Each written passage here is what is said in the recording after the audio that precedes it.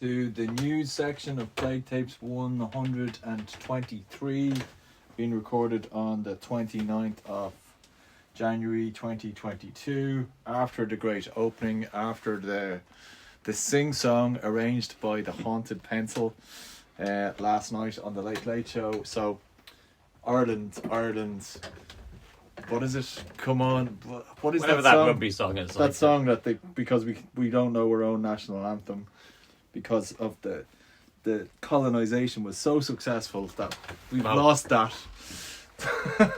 So why has it just disappeared from me? What's that? I think Standing shoulder to shoulder. Ireland's call. God, yeah, that's yeah, it. Yeah. Oh, okay. So that was painful to watch. Almost as painful as the entire pandemic put together.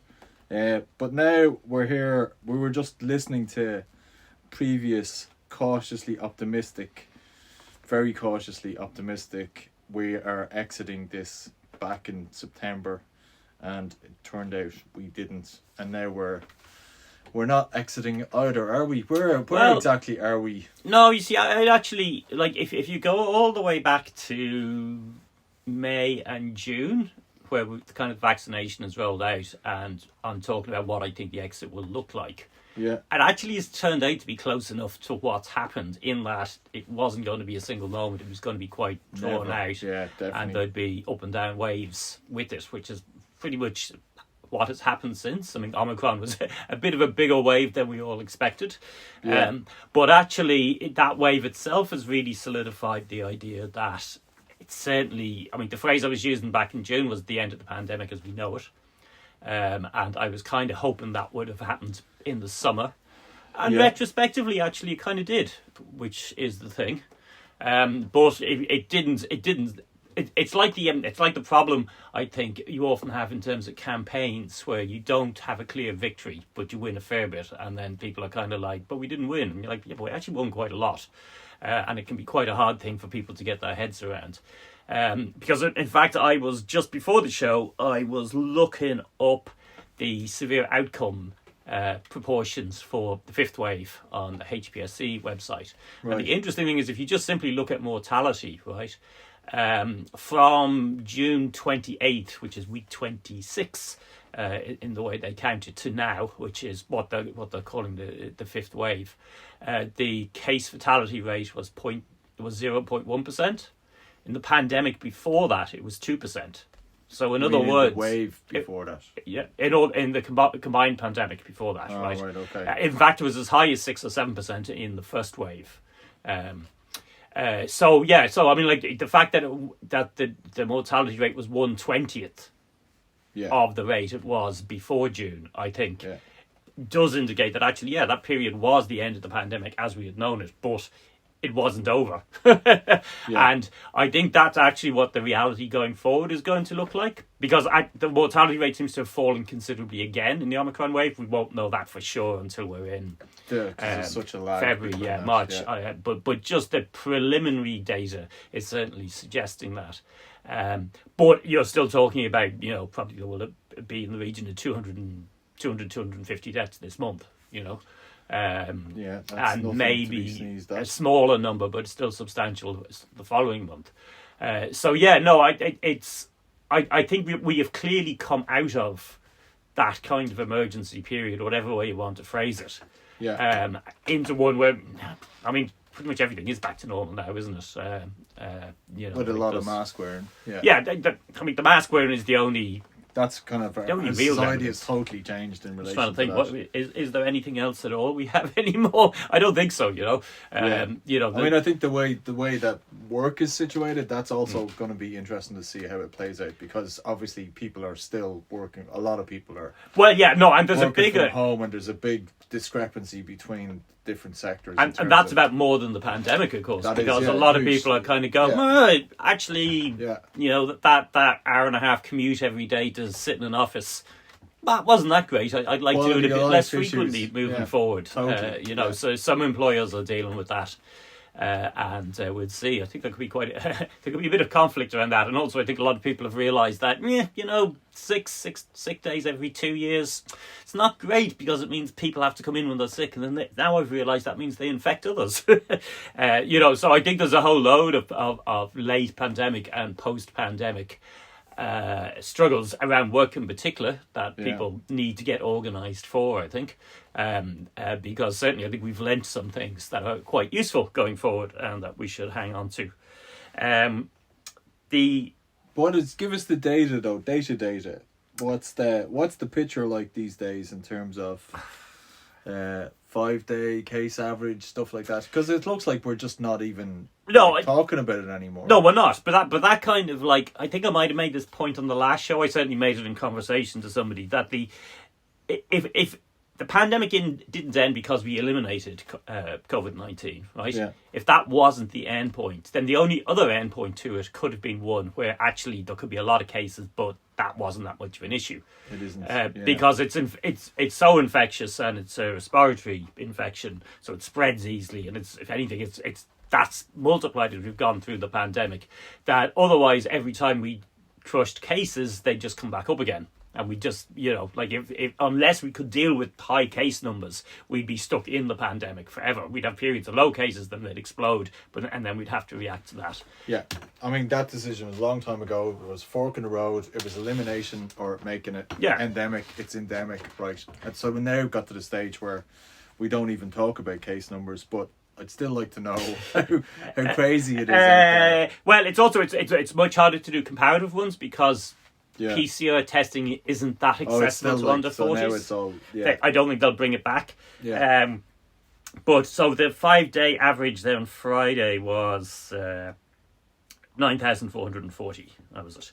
And I would imagine if you account for that's about 5,500 PCR tests plus about 4,400 who reported positive antigens on the portal.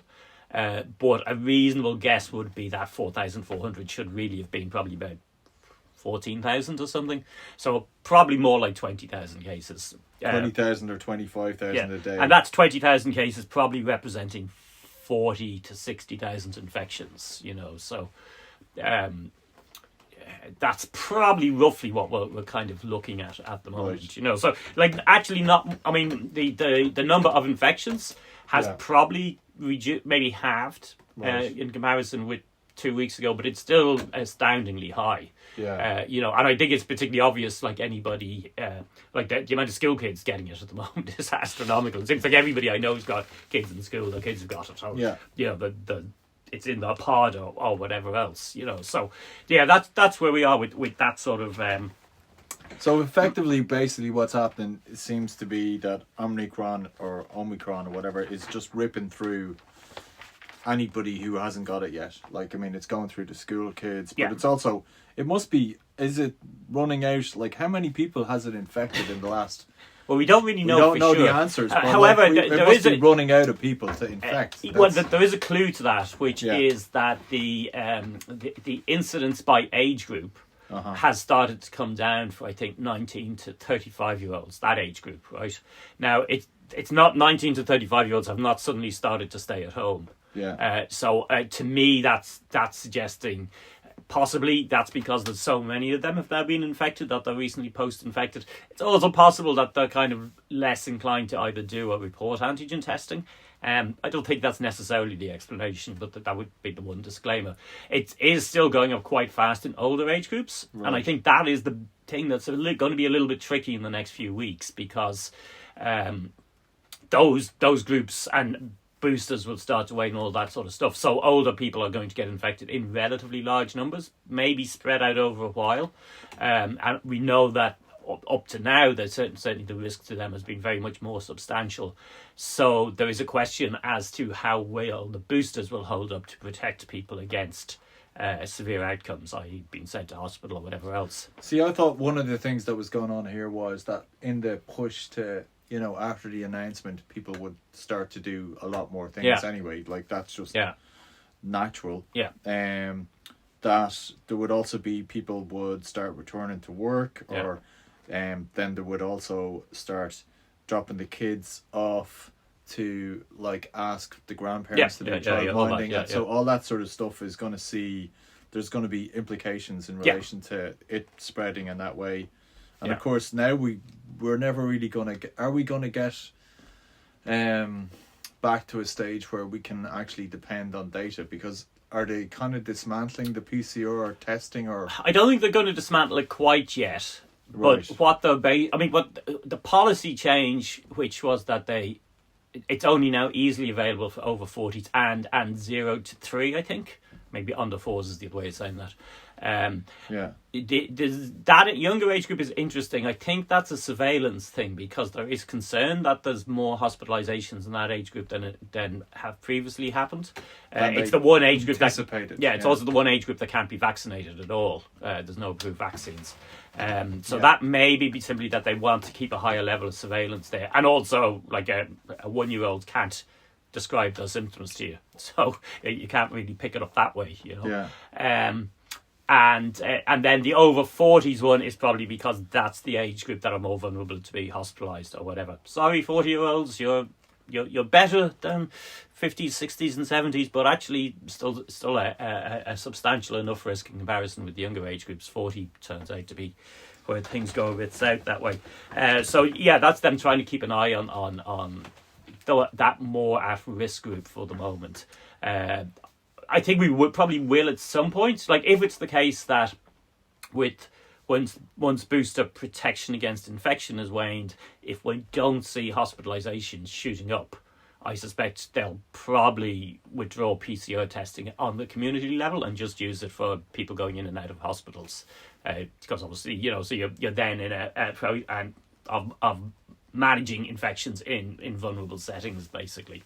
But yeah, I think probably the days of mass PCR testing are gone. Because you can't do that with 60,000 cases. Well, 60,000 infections a day. You know, it's just like there isn't any way of actually doing it. So it was up once that started to happen, and they decided that the health system could manage that happening. That's kind of where we are with it. Which leads us neatly on to the next part, which is, can the health system manage? Because surely that, like, I mean, the 19 to 35-year-olds is interesting in terms of that demographic going down, but then we're likely to see an increase in the other demographics, and so that's the real question is then, how does that impact on the health service? Yeah, that's by far the biggest gamble. So what's happening so far is hospitalisations peaked about 3 weeks back and have been falling since. We've fallen from, the peak was something like 1,060, 1,100, something like that, and we'd 649 in hospital this morning, so it's almost halved in that period of time. Right. And the number of new hospital cases this week was 81% of the previous week, so it's continuing to fall. They've also said that about half of those hospital cases are people who have COVID but are not being treated for COVID in hospital. So that, you know, and of course that's going to happen if you have 60,000 cases a day. Then a certain people proportion are going to be brought in for another reason, they're then going to pay. If I'm in a car crash, I may well test positive. So there's that going on. Now, a certain amount of those people, COVID does become an issue for them when they're in hospital because it exacerbates conditions. So that stat is quite a complicated stat. Right.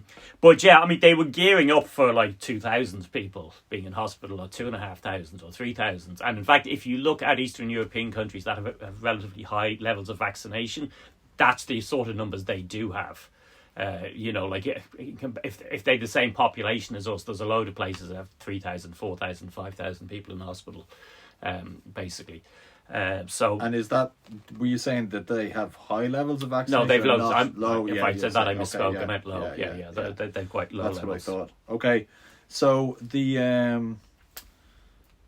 so that hasn't happened, but then the announcement was like last week, wasn't it? Yeah, so we wouldn't expect that to happen yet. No. Okay, so then we should really be thinking about the 10-day lag from. Well, that's for cases. The announcement, So and outcomes is really going to be end of next weekend before we might start to see an uptick in hospital figures. I mean, even an uptick in cases won't tell us that much, because we really won't know actually as well, because Yeah. we're not really capturing cases. Well, at with this over stage. 40s, we are, you know. Oh, right. Yeah, PCR, Like right, yeah. I would say everybody we will see an uptick in cases as a consequence of opening up. There's no doubt about that at all. That definitely is going to happen. Yeah. The question then is how much of an uptick in hospital numbers is that going to result in, and whether or not that will be considered to be manageable. I mean, the manageable thing, the Irish Health Service is a bit of a joke anyway. It's not like I mean, it's in permanent crisis anyway, so extra people in hospital doesn't help that out. But that the bet, if you like, is that it will be manageable, in the sense that yes, you'll continue to have hundreds of people going into hospital, but not at a level that overwhelms it. And part of the reason for this is that the average length of stay at the moment is about a week. So actually, the numbers going into hospital are pretty big. I mean, there were 654 new hospital cases in the last 7 days, right? So in other words, we're seeing, what's that, almost 100 a day, about 90 people a day going to hospital with COVID. You know, at least half of those being treated for COVID, and probably of the other half, a fair proportion of those ending up being treated for, you know, with COVID exacerbating conditions. So we're still seeing that. We had 30 people going into ICU with COVID in the last week. So that's what, 4 or 5 a day, which again, that's a lot, you know, like it and just that's, yeah, it is a lot. And then also the other aspect is that when COVID becomes, like, when there's this much COVID going into the hospital, I mean, surely I don't know, they must have got really good at trying to make sure that separation continues in terms of, or do we have any data on that, or are we just... There's a lot of hospital outbreaks. There's a lot. So... It's kind of like, I mean, the infrastructure of an awful lot of the hospitals is really not suitable for infection control. The old buildings, you know, you've wards with 12 people in them, you've waiting rooms that have no ventilation. You know, there's a whole... Even if the health system was better funded, but was still using the buildings it has, it would have issues. And the fact that it's not that well funded, so you're trying to push far too many people into that space doesn't help. And then the fact that you now have this huge backlog that's developed in treatment, so you're trying to push even more people through. So, like, I think for the HSE, it's quite a difficult thing, because they have a huge backlog of people who couldn't get treatment because of COVID pushing people out of hospital. They're trying to manage in this situation where there's an awful lot of COVID in the community, so therefore there's an awful lot of infected people coming into hospital. If they're coming for another reason, they're coming and testing positive. That also means that healthcare workers are getting infected outside hospital settings as well as inside. So they've 4,500 on COVID leave last week. It was 8,500 2 weeks ago.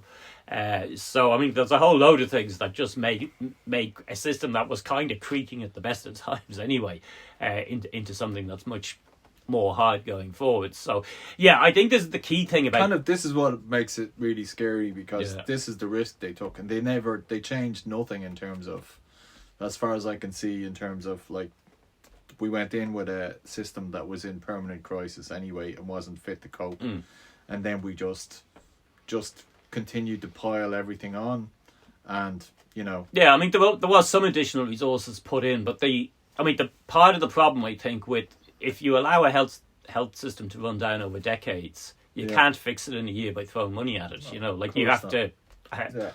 And there are infrastructural problems, and there's training problems, and there's a whole load of issues. You have to, like, you know, nurses, doctors, all of that sort of stuff. They're trained people who it takes time to train, quite a bit of time, you know. I mean, I worked as a hospital porter. That wasn't a trained position, so you could hire hospital porters pretty quickly, but you couldn't do that with other staff.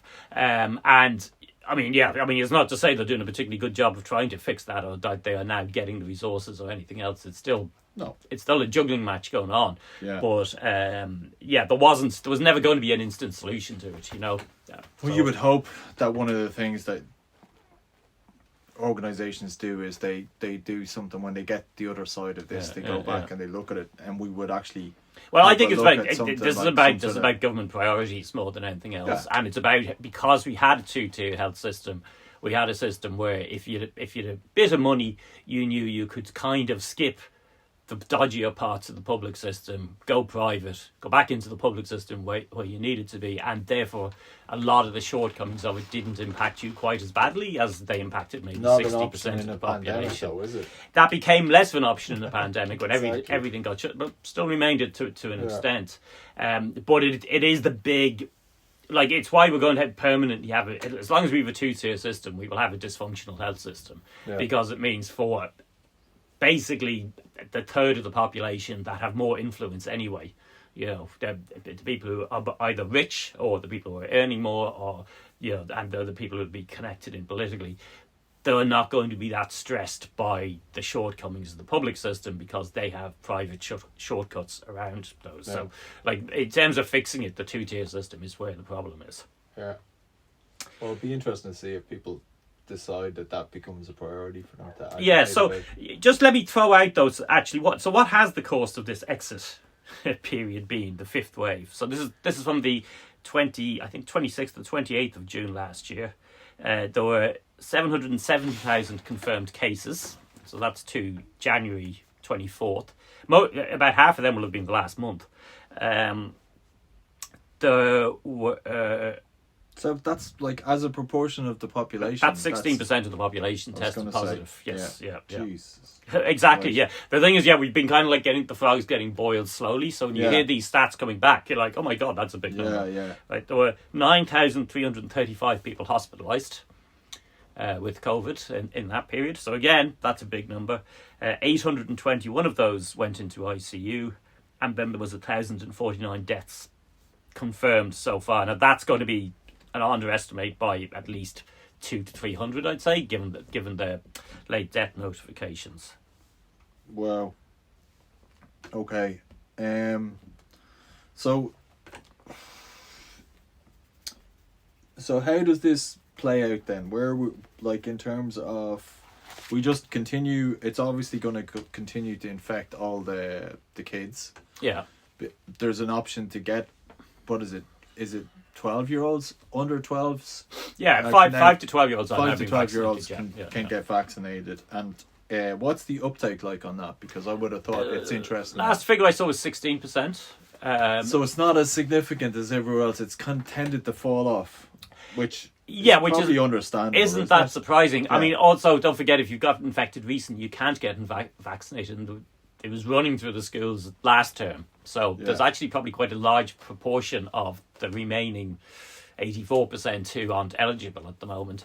I think that's true. Like, there was 8 in a class of 25 last Friday in a friend's of mine's class. Yeah, exactly. So like shows you how much are out with it. So they're all getting immunity that way. I'm not sure how quickly you can get an appointment if you want to get vaccinated. Right. I mean, I don't know if it's you more or less can walk in straight away, or there's a bit of a delay. I've noticed from the dose run figures that there's always a big surge at the weekends, and relatively few during the week. And I don't know if that represents that they have the child clinics are happening at the weekend, because they use a different setup for those. It takes twice as long because there's much more explaining to do. You know, I think the workers often dress up and stuff like this, so it's a different channel, effectively. So yeah. You get injected by both of the clowns and stuff. Great. So I'm not sure if the reason it's only 16%, to what extent that is partially that actually it's not, you can't do it that quickly, like, you know, or to what extent it's parents going. I think parents are I'll debating that themselves. It's probably a mixture of all those things. Yeah. So that's fine. Okay, so that's. Yeah, so then you've got the under 4s, so we're continuing to test that. And you were saying that were you saying that it's surprising in terms of this variant that more kids are, or they're uncertain about? So there's quite, I mean, for instance, so if you look at the US, there's been quite a lot of childhood deaths during the Omicron wave.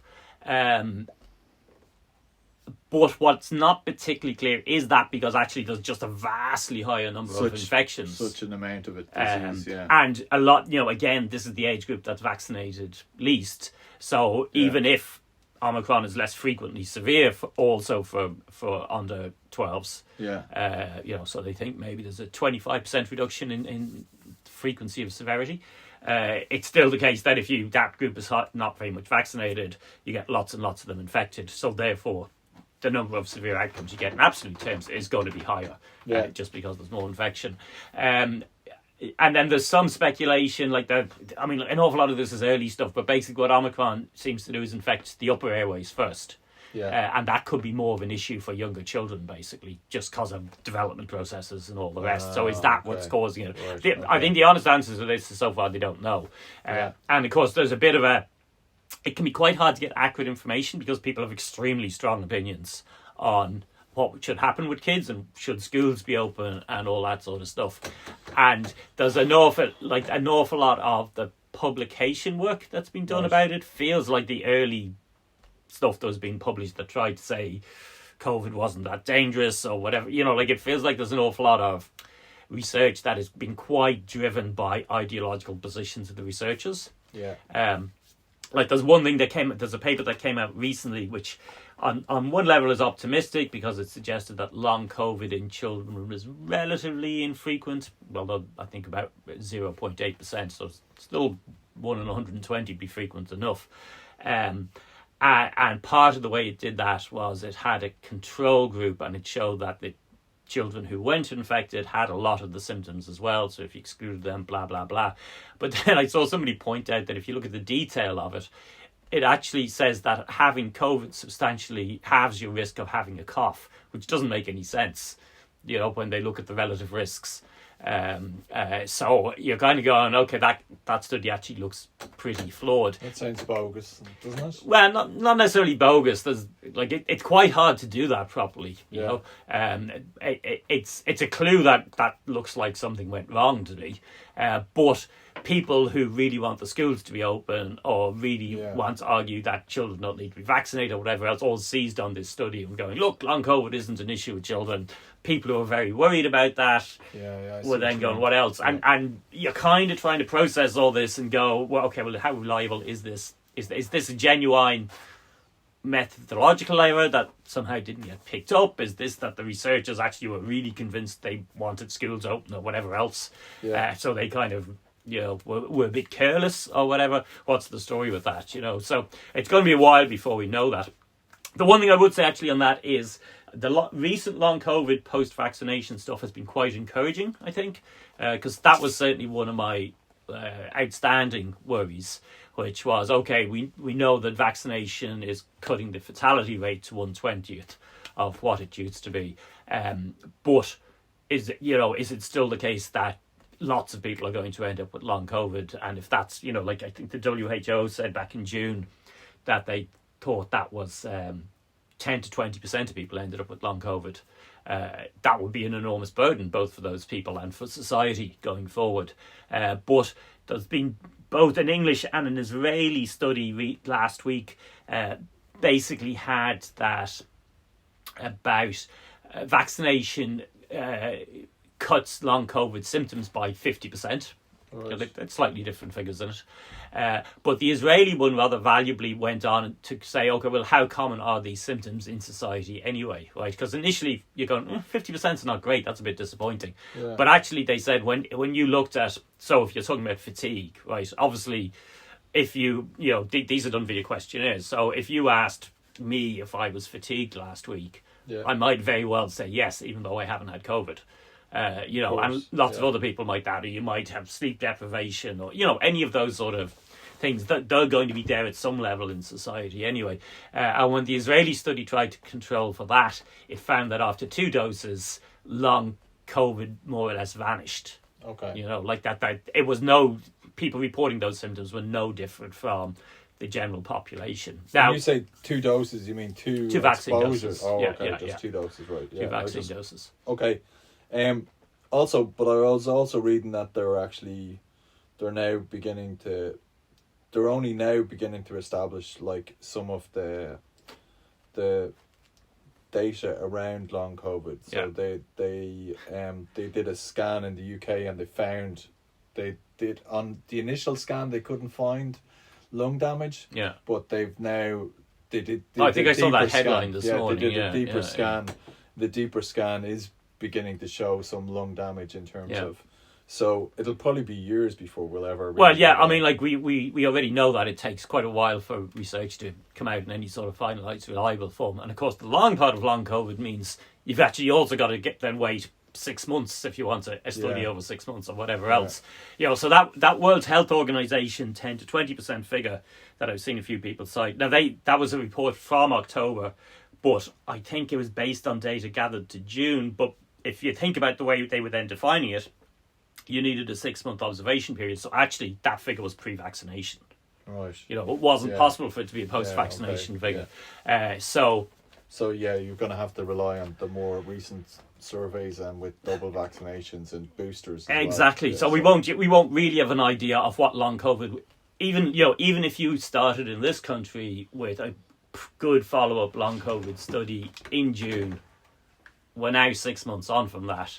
And you might be starting to put your research together and it might be ready for publication in 6 months' time. So in other words, it's going to be a while before we get very good definite answers. But it is encouraging that the answers are certainly pointing to a substantial reduction and maybe a reduction towards zero. I don't think it actually will be zero, but that it'll be quite a low level of risk. So hopefully that comes out. But it's one of the many other unknowns. And of course, one of the things with each new variant, people are going to be going, well, but what about this variant? Is that going to do that? And that's a question. In each case, we won't know for a year. That's the way that's going to work out. So I think that is the, it's interesting following kind of COVID Twitter because it's become extremely polarized in terms of there's a kind of a doomer wing that thinks we've been sleepwalked into complete disaster, that 20% of the population have long COVID, etc. And then there's an almost denialist wing that's going, no, there's no problems whatsoever, it's all over, this is just hysteria and anxiety and you're all imagining things, it's all in your head. This is why I'm asking for some sort of way about what's this and there's always a line that's given by government that we've moved on now we were coming back to normal, and then there's the reality because people are living with the reality of going like, oh, my kids or have tested positive or my niece has tested positive or my granny's carer has just tested positive, whatever. So the reality is totally different. So what is that going to look like in terms for us? Is it going to be a case of the line will continue to be held by government that we're returning to work?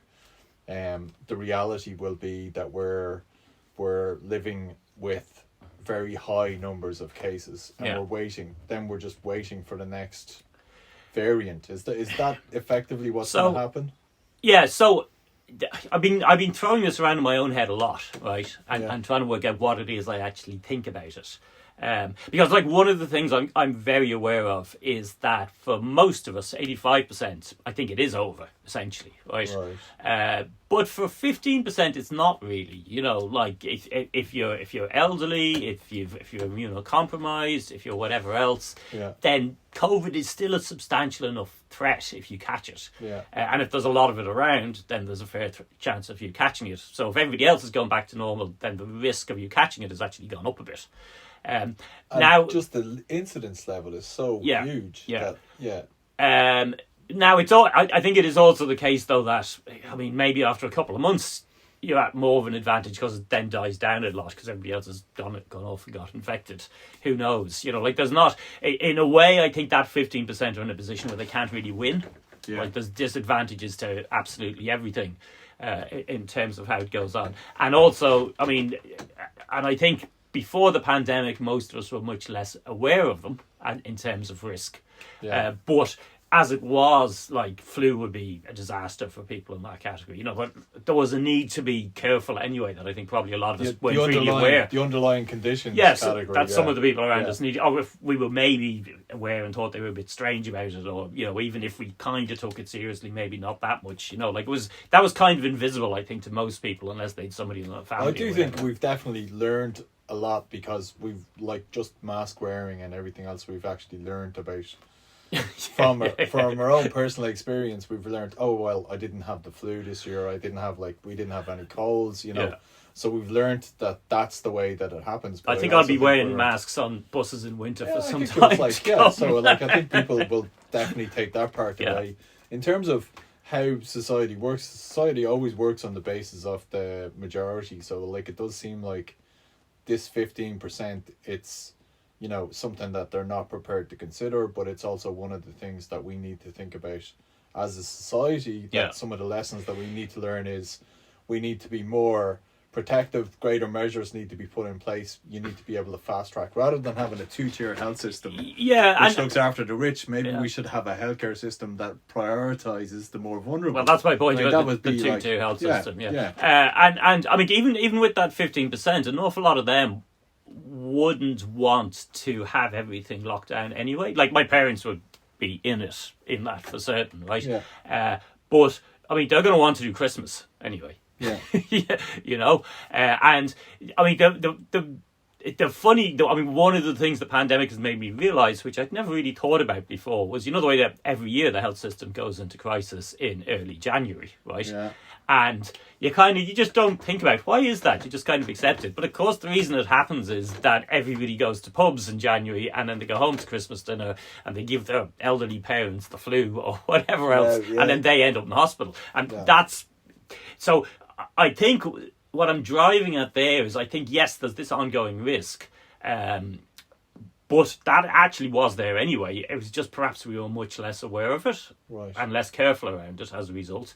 And looking at the actual data in terms of, you know, that fatality rate dropping to 0.1%, and actually I think it's gone below that now. In terms of the Omicron wave, it seems to be well below that, and possibly that's the effect of the boosters.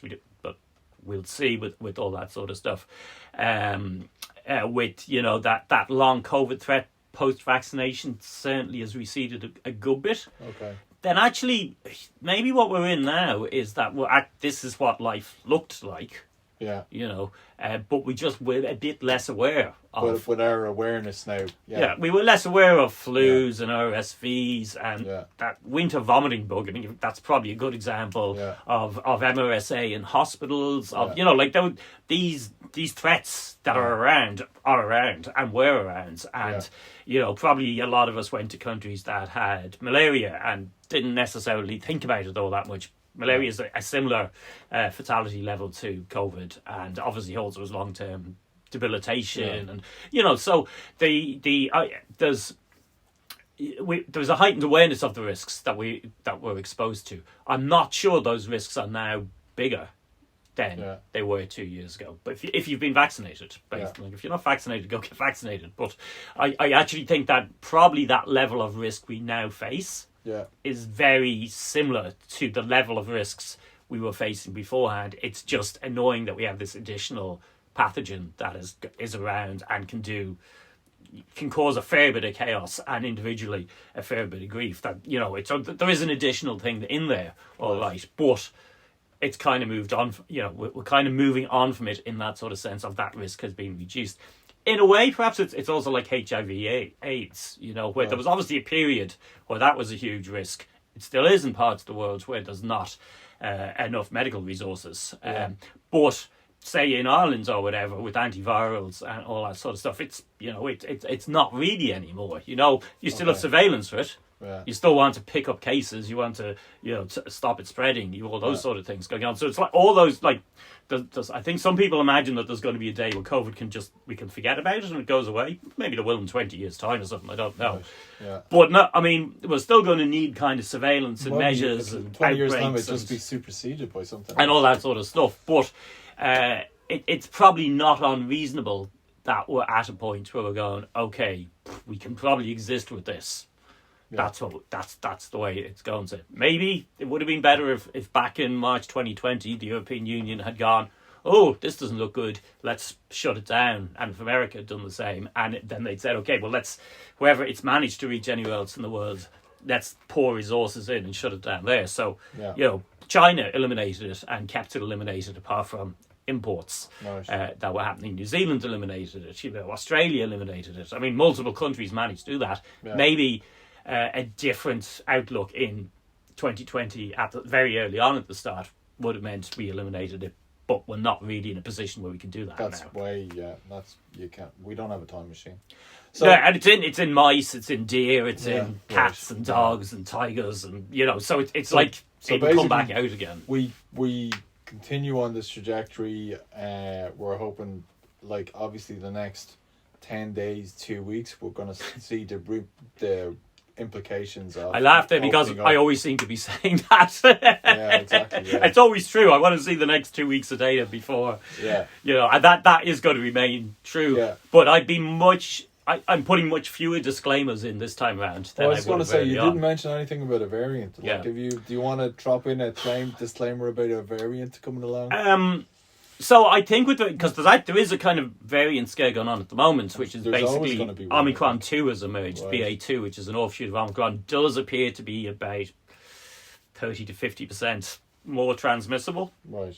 Which are kind of going, how can it be more transmissible? Yeah, how more transmissible? Like, I mean, because like that, I thought that was like, we've had this kind of doubling or tripling since Delta. Like, I mean, each one got more. Yeah, exactly. Yeah, so and everybody gets it within a 15-mile radius. Exactly. Yeah. What does that actually mean? The nuclear variant. So that's happening at the moment. It seems to be starting to come. Well, it's heading for dominance in a number of countries that have good surveillance, like Denmark, for instance. Okay. London seems to be happening there. Always London, always the early adopter. Yeah. But it doesn't appear to be any more frequently severe. Right. So it possibly won't matter that much. Right. You know, it squeezes, like with that sort of thing. It's just another version. It squeezes the hospital cases into a narrower space, which means the peak can be higher. Right. So that could be a problem if that peak is 2,000 cases. We know yeah. 2,000 cases causes a huge amount of disruption. We know 1,000 is a problem. We're currently at 660 and on the way down a bit. So, you know, how far up will that go up or down? That sort of calculation is going to remain relevant. So I don't think BA2 is going to be an issue from that point of view, because it will probably get the people that one has missed. Yeah, exactly. We'll probably get it. Okay. Or maybe not. I'm continuing to dodge this. You know, it's like the flu. You don't want to get the flu. Don't be going out and getting it because you think you'll get it over with. What we know now is people have got COVID in various variants: 1, 2, 3, 4. People have had it 4 times already. You'll keep getting it. You don't getting the flu 1 year doesn't protect you from the flu the next year. So anyone who's thinking about that, forget it. That doesn't work as a concept. Still worth avoiding getting it if you can, but at the same time, probably still not worth going out of your way in terms of not doing things to avoid it. I'm resigned to getting it, but then I'm also really bricking it because I just don't know. You don't know, and also if you got asthma or anything like that, you're kind of going. Yeah, you could be really unlucky. Yeah, so the other question then is, could we get a variant that in outcome terms is more severe? The answer to that is yes, we could. Right. Delta was that, Alpha was that, Omicron actually stepped back down from those back towards the base level. But we didn't know that at the early. We were on a trajectory where we thought, oh my God, this is going to be even worse. So we're kind of lucky. Yeah, and actually, it's probably a bit worse than the original form. So it's kind of like, it basically vaccination is what saves things and prior infection in some countries, rather than anything else. But so we certainly could see something bounce up again. And that, again, then it becomes a question of, well, how many hospitalisations is it causing, you know? Because basically what you have now is half the population have had 3 vaccine doses. 96% of adults have had, I think, at least one. And I think 80% of the entire population have had at least one dose. That's it. It's about 80.1% or somewhere in that region. So we're including the kids, everything. A load of people have had 1, 2, or 3 doses and being infected, you know, or the other, they've been infected and then got their doses. A growing number of people have been infected twice, so that remaining 20% of the population unvaccinated, a load of them have been infected once, a load have been infected twice. We got some research during the week from England that said if you've been infected once, then your chances of dying on the second infection are 61% reduced in comparison with somebody who hasn't been infected. So actually, which is interesting because that's very similar to a single dose of vaccine, the level of protection you'd get from a single dose. Yeah. You know, so It's interesting the way it works. Yeah. Like your immune system is really working overtime there. Yeah, so So in particular with the situation where actually most people have got their immunity through vaccination, right? The big advantage of that is it means they've come out the other side without any actual damage, right? Yeah. Whereas if a proportion of those who've got immunity because they've been infected have come out with damage because of that. That damage could be to the immune system, could be to the heart, to the lungs. So that's a disadvantage because it means the next time around. Yeah, if it affects the same area, you're going to be. Yeah, like basically, quite maybe 10% of people who had COVID without any vaccine protection have come out with an underlying condition because of that, right? That's what long COVID is essentially. So then a second infection might play on that. And a third one might play. So, people have died after getting infected second time and indeed third time or whatever else. Much better to have been vaccinated. But even so, even that infection survival is building at a population level of immunity, So if you've got your 3 doses of vaccine, you've been infected twice, probably the 6th time it shouldn't be that big a deal, right? Particularly if you're younger. That starts to get a little bit more questionable when you're older. But that's, so that's kind of like the what if we get a more severe variant? That probably answers that question. Like, in a way, it matters less. And if you think about it, there's 4 common cold coronaviruses in circulation. Right. Some of which, I think OC43, they think caused what was called the Russian flu in the 1890s, which was actually quite bad, killed a fair few people. But we don't know if, we're probably getting hit by different variants of OC43 every couple of years. We don't even know. Nobody's paying any attention. Nobody's doing surveillance on it. It might well be that one variant is sending 50% more people to hospital than another, but it's a small enough number that it hasn't been that relevant. I mean, actually, in research terms, I think there's an awful lot of people wishing we'd done more research on that, because that would have prepared us for COVID much better. We've now realised it used to be thought coronaviruses didn't really mutate very much. They didn't really get variations. And once it started happening, they went back and they looked and they said, oh no, these guys are all doing that as well. If we'd known that already, it would have been better preparation. So I think there's a good case for pouring more resources into virology and immunology and all those things, so we have a better idea next time out. But that's kind of a long rant, but my anticipation would be that over time the threat of a new variant recedes, that it doesn't become that important, and instead what we've got to worry about is what is the next virus that's going to cause the next pandemic. Is the bigger question. There was a scare about that during the week in terms of another coronavirus with a 50% fatality rate, which both MERS and SARS-1 had, but they just were not that transmissible and you were obviously sick. Well, the thing that will come out of this will be, though, our heightened alertness and knowledge that comes from this experience. So you would think that we would probably for a while, for a while, until we forget about it when things go back to normal. The other question I was going to ask is, I want to give one scary new one, which is I was listening to This Week in Virology during the week, and they were chatting about this, a lot of the same sort of things we're talking about here. But one of them pointed out that if HIV had been a respiratory virus, right, because of the way it spread and because of the way you were sick and infecting other people for months before you might feel sick yourself, it would have killed 99.9% of the population. There's a very tiny number of people who have, there's a particular gene that gives you immunity or whatever. But otherwise, everybody else would have been infected. And in the early days of AIDS, everybody died. Like, it took a while, but that was it. It took them a while to work out antivirals. So, there's definitely the potential for a very much worse pathogen out there than the one we're just coming through at the moment. So here's the last piece I wanted to touch on was just in terms of historically, because this has now become such a politicized debate and it's become so schismed in terms of, like, I was reading about in the paper where there's a convoy of trucks now that is driving to is it from Canada to America or from America? I'm not quite sure. I've noticed the headlines. Some sort of thing, and it's just like people have been fundraising for it, and it's because there's checks at the border, and if you've got the virus or if you haven't got you haven't received your vaccination or whatever, you're going to get turned back. And the whole thing is just this big political, literally a juggernaut. I juggernaut. believe the core of that, the organising at the core of that is far right groups and individuals. Exactly. Yeah. So yeah, they've certainly colonised that particular space. So we've had this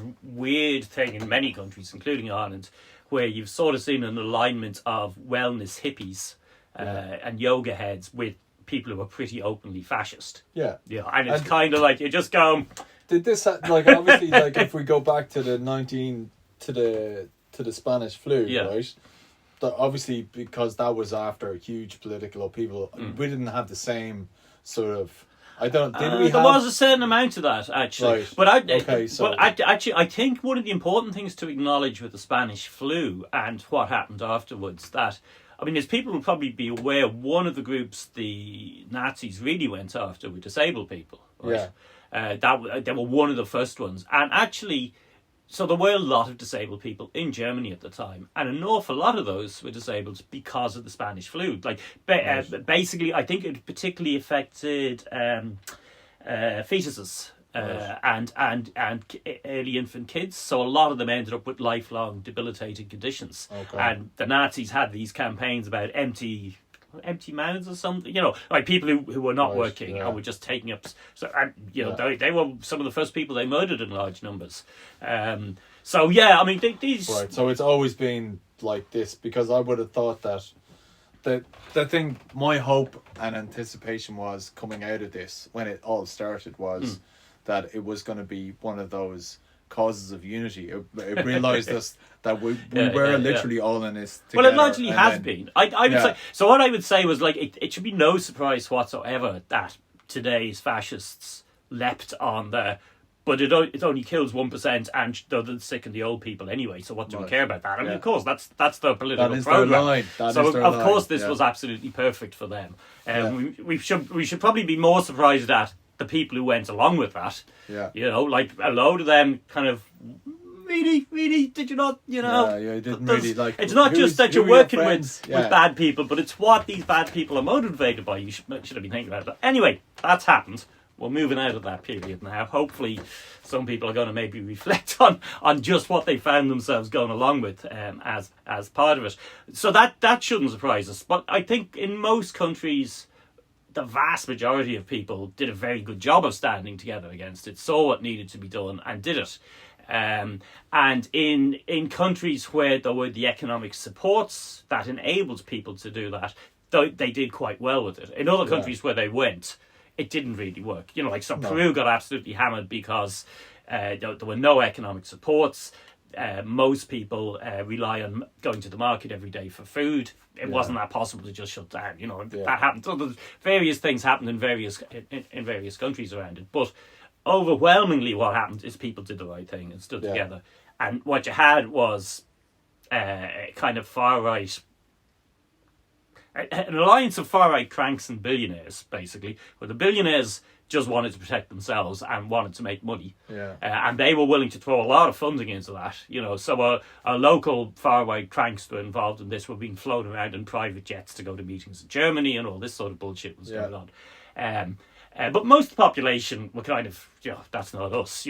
People grumbled about restrictions. They didn't like them. They particularly didn't like contradictions within restrictions. They didn't like the fact that we were all meant to be doing nothing, but the politicians were having parties in Clifton or in, Downing Street. So in terms of most people where they were not happy with stuff, it was kind of like, fair enough, actually, I can see why you're not happy with that.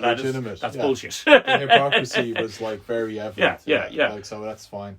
So, but the lesson is basically because we stood together, we came out of it. But the unfortunate thing is that it doesn't feel like that lesson is being learned in other parts of the country, or in other parts of the world. And America springs to mind particularly, but also the UK. The UK still has a Tory government, still has a disgraced leader, and seems like it's never going to change for him. So it's interesting just to observe that in terms of.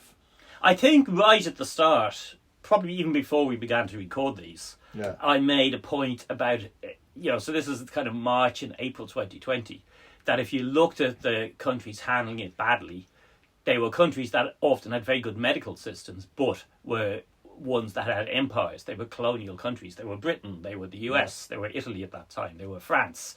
And that part of what that was about was the internal divisions that exist and are constantly recreated within those countries to enable the people in charge to stay in charge, you know? And I definitely think that's been an ongoing thing. I mean, like, that's the whole American thing. That's what that was about. I mean, you had basically a gang of very rich people who wanted to keep making a lot of money, realised that shutting things down was going to affect their ability to make money, and they happened to have, well, both their guys in the White House. Trump more blatantly so, but Biden's been a bit crap as well on it. You know, that's the situation we found ourselves in. So yeah, I think those, it's certainly like it's shone a light in terms of what countries handled it well and what countries handled it badly, and how would that have tied into what you would have expected. Again, at the start of all this, people were pointing out that, you know, if you went back at 2 years previously and you looked at, say, The Economist, which was writing up how well are the world's nations prepared for a pandemic, and then rating them, and the ones that rated at the highest were like the States and Britain, and, you know, because they had paper plans, they had science, they had resources, they had all this sort of stuff, but actually for political reasons they handled it really, really badly. You know, and an awful lot of those political reasons go back to capitalism, colonialism, patriarchy, you know, that whole kind of class society. It's kind of like it's how those people made themselves rich and kept themselves rich, and the divisions they need in order to do that, and that, it turns out, plays out very badly in the pandemic. But we'd have known that from the Black Death. I think I also pointed out that the court of Henry VIII, he knew when they had the sweating sickness, nobody really knew what that was. But when sweating sickness was around, he shut the court down. Nobody came in to see him. Didn't do anything for the rest of the people now anywhere else in England. They just got on with producing stuff and died. But he wasn't letting you anywhere near them if you were anyway symptomatic. Well, keep these people away from me. He cut his close contacts down to close to zero, you know. Okay, so I suppose what we do is we just wait and see again. 123. I think, how many episodes have we said? Well, I was trying to stay away from wait and see in this one. I'm trying to go. Actually, I think it's okay. Of course, disclaimers apply. You know, and of course there is going to be a cost, and that cost falls more on some people than others, and that should be part of the conversation we have. But at the same time, I think this is probably. So we could do, like, are we saying that 124 will be like an epilogue, like a little bit of like? Who knows? Yeah, it might be. We've moved on, and this is what we're doing now. I hope it's not. We're now in the bunker. I put Dermot 2 miles away from me. Exactly. We're doing this via Zoom. We are the last 2 people on the planet. Okay, but hopefully not. No, it's just interesting that you mentioned the Black Death in the last couple of minutes as well. It's just we've covered all the bases. Well, actually, I mean, I guess a serious point there is that we are probably at the stage where the resources we're putting into monitoring COVID make less sense in comparison with the resources we perhaps need to be putting into looking for the next one that's coming along. I don't think we're quite at that stage yet, but there's definitely, like, we should have learned a fair bit out of this about how really you need to be prepared for pandemics happening. And they do happen. They're surprisingly frequent. They mostly turn out to be less serious. But the bad ones do come along. We've been lucky. The bad ones come along. I mean, amazingly as that sounds. Okay, that's great. Thank you very much, Andrew.